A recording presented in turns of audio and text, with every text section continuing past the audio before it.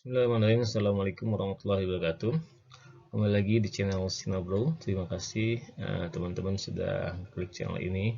Saya doakan semoga teman-teman yang sedang ujian PNS, ujian melamar kerja, dan yang sedang mencari rezeki lainnya dimudahkan oleh Allah SWT dan mendapatkan rezeki yang terbaik dan berkah untuk keluarga semuanya. Oke, di edisi kali ini kita akan bahas terkait warteg tes ya.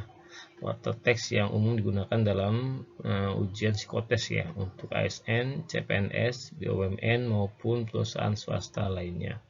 Langsung aja kita akan bahas. Nah, sebenarnya apa sih warteg tes itu? Warteg tes ya bukan warteg ya, bukan kayak kita makan di warung Tegal ya. Tapi dia semacam tes dengan menuliskan gambar dari gambar yang belum selesai. Biasanya ada 8 gambar ya teman-teman. Nah, gunanya untuk apa? Gunanya untuk mengetahui emosi, imajinasi, dinamisme, dan pengenalan diri dari calon karyawan. Makanya kita harus benar-benar ikuti aturannya. Kita harus tahu apa yang diinginkan dari gambar ini. Ya. Nah, cara pengerjaannya secara umum yang biasa saya alami juga dulu waktu masih sering cari kerja ya. Biasanya dia adalah melakukan gambar-gambar yang tersebut menjadi gambar yang utuh. Jadi gambar tadi yang ada titik, ada garis ya, ada gambar lengkung, kurva itu dibuat menjadi gambar yang utuh. Jadi ada definisi gambarnya ya. Nanti setelah teman-teman menggambar, nanti diberikan nomor urut sesuai dengan gambar mana yang selesai duluan pertama kali ya. Ya, kalau yang sebelah bawah duluan berarti sebelah bawah nomor 1 gitu kan, dan seterusnya ya. Jadi seperti itu. Jadi kayak nomor atas duluan berarti nomor atas yang duluan, dan gitu seterusnya ya. Selanjutnya memberikan nama pada masing-masing gambar. Jadi setiap gambar yang kalian bikin harus diberikan nama, misalnya gambar burung, gambar bunga, gambar bebek, gambar TV, atau gambar suntikan, gambar pembalap, macam-macam lah, terserah. Nanti kita lihat banyak macam gambarnya ya. Selanjutnya nanti akan disuruh juga disuruh memilih 4 gambar, yaitu gambar mana yang tersulit, gambar mana yang termudah untuk dibuat, dan gambar mana yang paling kita sukai, dan gambar yang paling tidak kita sukai. Misalnya gambar jarum suntik kita nggak suka ke dokter, misalnya kita tulis ini gambar yang paling nggak saya sukai. Ada gambar TV, misalnya hobi nonton gitu kan, berarti gambar yang paling suka adalah TV gitu, dan seterusnya ya. Selanjutnya, nah ini boleh dua ya. Misalnya ada gambar yang usahakan sih jangan sama ya, antara termudah sama paling disukai itu jangan sama. Karena biasanya gambar kayak gambar HP itu kan mudah, tinggal bikin kotak-kotak aja kan. Nah, dan kadang juga orang suka sama HP gitu kan. Nah, otomatis biasanya termudah sama yang disukai ini kadang suka sama gitu. Tapi diusahakan jangan sama ya. Nah, kalau bisa berbeda seperti itu. Tapi kalau sama juga nggak masalah sebenarnya sih. Oke, nah ada tips ya, ada 3 tips yang akan saya sampaikan dalam edisi kali ini. Tips pertama adalah usahakan kertas itu bersih dari coretan, jangan sering mencoret ya. Kalau sering menghapus itu menandakan kita orang yang ragu-ragu, kurang hati-hati, dan tidak punya perencanaan. Jadi sebelum kalian menggambar usahakan kan sudah kebayang nih mau gambar apa gitu kan. Jadi udah ada rencana mau gambar apa seperti itu. Oke, dan sama seperti tes yang lainnya, menggambar lainnya, itu nggak perlu harus bagus ya. Yang penting kelihatan itu ada bentuknya gitu ya, ada bentuknya seperti itu. Nah, ini ada makna di masing-masing gambar yang harus teman-teman ketahui. Jadi kalau tadi kita urut dari sebelah ke pojok kiri atas sampai ke pojok kanan bawah, nomor 1 sampai nomor 8, ya. Kalau gambar titik hitam kecil itu maknanya adalah kelincahan dan pusat sentral. Kalau bentuk S terbalik, itu ada yang digambar nomor 2 ya, itu artinya adalah kebebasan. 3 garis lurus artinya kemauan dan tekad untuk memperbaiki diri ya, khususnya.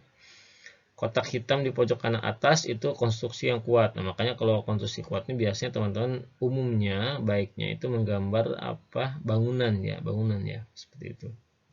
Sedangkan 2 garis tegak lurus di sudut kiri bawah itu menggambarkan ketepatan dalam pemecahan masalah. 2 garis tegak lurus di pojok kanan atas itu menggambarkan kesederhanaan. Jadi gambarnya juga harus sederhana aja, jangan ribet-ribet. Yang 7, kurva putus-putus di kanan bawah itu artinya kehati-hatian, telaten, dan waspada. Nah, ini biasanya gambarnya lebih banyak ke makhluk hidup ya harusnya ya. Hati-hati gitu kan. Selanjutnya nomor 8 garis melengkung itu artinya adalah kebijaksanaan. Nah, coba kita lihat masing-masing gambarnya ya. Nah, ini ada gambarnya di sini. Sudah saya bikin nomornya 1 2 3 4 5 6 7 8. Nah, ini kita harus tahu ya sifat dari masing-masing gambar ini. Kalau yang berwarna biru ini, yang nomor 3 4 5 6, itu artinya adalah gambarnya sifatnya maskulin, artinya cowok banget. Gambarnya cowok kan hitam, jadi kaku ya, garis lurus gitu kan. Tegak lurus, gitu kan, ada kotak. Itu sifat maskulin, sifat-sifat laki-laki. Maka gambarlah benda mati atau yang sifatnya kaku. Ya kayak kalau kayak ini yang pojok kanan atasnya kan tadi saya bilang ini kan menggambarkan konstruksi ya. Kalau konstruksi biasanya digambar bangunan. Kalau ini kemauan yang kuat, ini bisa digambar pagar atau perumahan, tiang rumah gitu segala macam ya. Kalau ini bisa digambar HP, TV ya. Di sini bisa. Yang penting sifatnya benda mati ya, yang warna biru. Yang warna biru ini benda mati ya, karena maskulin. Sedangkan yang gambar nomor 1, 2, 7, dan 8 ini kan dia sifatnya titik, ada melengkung, ini kan S terbalik ya. Ini ada titik-titik dan ini ada gambar lengkungan ya. Nah, ini menggambarkan sifat feminim ya. Maka dianjurkan menggambar makhluk hidup ya, bisa gambar bunga, gambar jamur, gambar burung ya, terserah lah. Terserah teman-teman. Imajinasinya seperti apa. Nah, jangan paksakan poinnya ya, jangan memaksakan gambar feminim diubah menjadi maskulin atau sebaliknya. Misalnya gambar yang awalnya lengkung kita buat lurus gitu kan. Nah, itu akan mencerminkan kita orang yang keras kepala ya, keras kepala, yang nggak mau diatur seperti itu. Nah, itu yang nggak bagus, itu nggak bakal lulus biasanya seperti itu ya. Nah, itu ya sifat gambarnya teman-teman ya. Selanjutnya, nah tips yang ketiga ya, adalah urutan menggambar. Nah, ini penting ya. Jangan mulai dari nomor 5 karena akan mencerminkan Anda orang yang punya kelainan seksual. Gambar nomor 5 itu adalah gambar itu ya yang tegak lurus di pojok kiri bawah. Ya, ini khusus laki-laki ya. Jadi, kalau Anda laki-laki jangan menggambar dari nomor 5 duluan. Gambar nomor 1 juga boleh, nomor 2 juga boleh ya. Dan yang poin kedua adalah jangan menggambar terlalu urut seperti gambar nomor 1, 2, 3, 4, 5, 6 sampai 8 itu urut banget ya. Jangan gitu ya, itu mencerminkan kita orang yang kaku ya, orang yang kaku yang tidak inovatif gitu, yang tidak punya inovasi, tidak bisa berimprovisasi gitu. Atau jangan terlalu acak, misalnya 1, 6, 1, 6, habis itu 3, habis itu 8 gitu kan.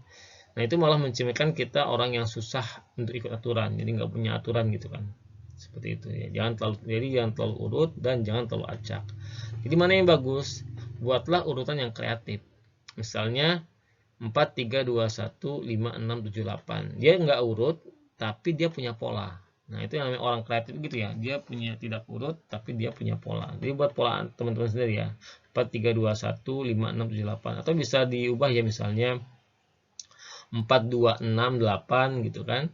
Di 1, 3, 5, 7 gitu. Itu bisa ya. Jadi genap dulu baru ganjil ya. Yang penting ada polanya seperti itu teman-teman ya. Ya, semoga bisa dipahami ya. Kira-kira itu bisa dipahami semuanya. Nah, ini contohnya. Contohnya, ini ada banyak saya kasih contoh. Saya kayak di gambar ini ya, gambar yang apa tuh yang feminim itu kan makhluk hidup semua ya. Bunga ini kan makhluk hidup ya. Makhluk hidup, burung makhluk hidup. Ini juga apa nih ubur-ubur ya apa tapak kaki ini. Ini juga makhluk hidup, ini juga jamur juga makhluk hidup. Sedangkan yang kotak-kotak yang garis tegak lurus itu semuanya benda mati. Benda mati ya. Sama ini sih. Pedang benda mati, pagar benda mati. Ini ada bunga, bebek, ulat, sama apa nih, kura-kura. Semuanya adalah benda hidup ya. Sedangkan yang ini adalah benda mati semuanya nih. Yang apa nih 3, 4, 5, 6 itu semuanya benda mati. Nah, silakan teman-teman diinovasikan dari contoh-contoh ini ya, dari yang saya sampaikan. Semoga video kali ini bermanfaat dan bisa menjadi jalan teman-teman untuk bisa mendapatkan pekerjaan yang teman-teman impikan. Terima kasih, semoga berkah. Assalamualaikum warahmatullahi wabarakatuh.